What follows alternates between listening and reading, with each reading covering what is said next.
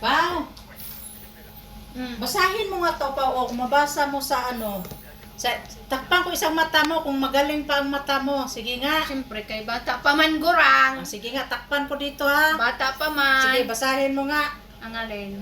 Basahin mo dyan kasi hindi ko Meron mabasa. man sales of gift accessories mobile by preparing and accessory. Ano man yan, Ay, kagurangan?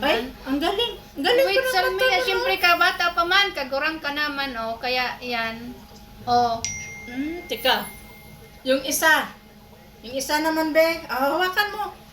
Ikaw kay siya nag-ano, oh. Tika. Turbog Tignan kagurang mo nan, may muna. kachat tayo ay. Si Aisha kasi, ano ba siyang? Siyang. Yung sa kabila pa, oh. Basahin mo doon sa kabila.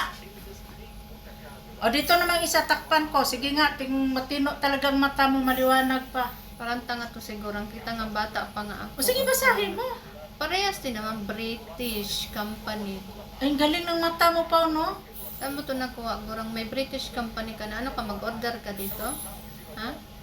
Oh, may mga bag kasi doon na original ba? Siyempre, malinaw pa ang mata ko. Bata pa man ako, gurang. Kaya gurang ka na. Patingin.